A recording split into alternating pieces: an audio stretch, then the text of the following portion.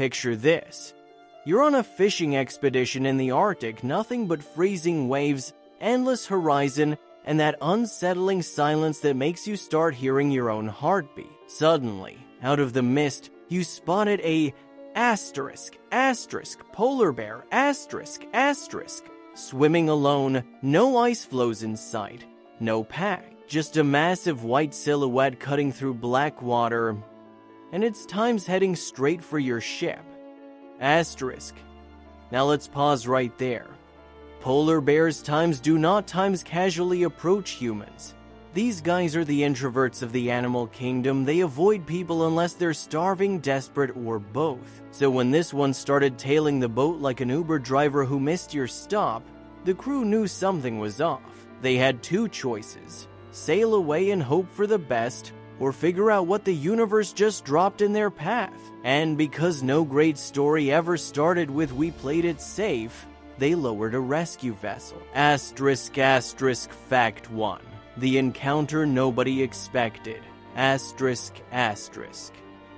small lifeboat hit the water, the polar bear let out a guttural roar, deep, guttural, primal. Then, to everyone's shock, it pulled itself times onto times the lifeboat. Now, I don't care how brave you think you are, watching half a ton of apex predator climb onto your inflatable raft will make your soul leave your body for a second.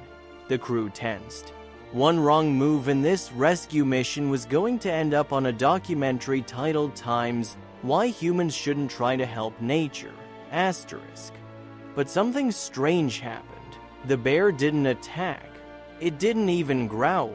It just looked up at them, as if trying to speak.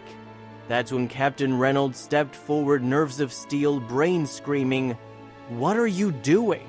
and said quietly, "Halt the ship." Fact 2. The bear that wouldn't leave.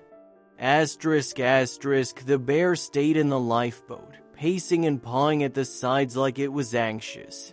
Every instinct screamed back away, but the captain couldn't. Something about its eyes wide, alert, not angry, just Time's pleading. Times made him freeze. And then, without warning, it dove back into the water. At first, everyone thought that was it, the bear was gone. But a few moments later, it turned around and started swimming back toward them. That's when the captain realized it wasn't lost. It was Times trying to tell them something. Fact 3. The attempt to communicate. When it climbed back aboard, the bear did something no one had ever seen. It stood on its hind legs, stared right up at the ship, and let out a long, echoing roar. Not threatening, Times urgent. Thinking it might be hungry, the captain tossed down one of their biggest fish. The bear sniffed it, ignored it, and roared again. So hunger wasn't the issue, which left one question: what could possibly make the Arctic's most feared predator act like it needed Time's help? Fact 4. The message beneath the ice. Then came the sound. From somewhere far off in the fog, faint but unmistakable, another roar. The bear turned its head, responding instantly. That's when the crew realized there was another bear out there. Maybe trapped, maybe injured, maybe stranded on a small ice floe, melting faster than it could swim away. It wasn't begging for food, it was begging for help. Captain Reynolds didn't hesitate. "We're following it," he ordered. The bear dove into the freezing water again, leading the way through drifting ice and slush. Minutes turned to an hour before they saw it, a smaller bear, possibly its cub, clinging to a slab of ice barely the size of a mattress. The crew worked fast. Using poles and ropes, they managed to break the ice apart strategically and bring the cub closer. The mother stayed near, watching, massive, silent, but no longer frantic. When they finally pulled the cub aboard and placed it near its mother on a raft of ice, the crew stood back, speechless. The mother sniffed her cub, let out a low rumble that sounded like gratitude, and together they drifted away into the mist. Fact 5. The real lesson. That night back on the ship, nobody spoke for a while. The ocean was quiet again.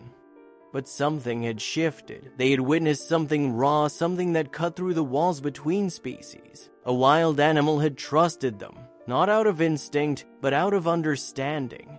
In a place where survival is everything, this polar bear had chosen to risk approaching humans not for herself, but for her cub. The Arctic may be melting, but moments like this remind us it's still alive, still full of intelligence, emotion, and life, trying desperately to hold on. So next time you see a headline about the melting poles or climate change data, remember, it's not just numbers.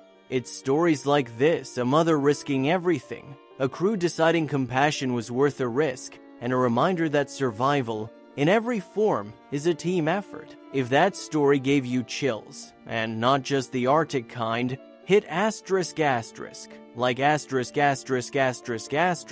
subscribe, asterisk, and drop a comment below what would times have done if that polar bear swam toward you. Because in a world where even a predator can ask for help, maybe it's time we start listening.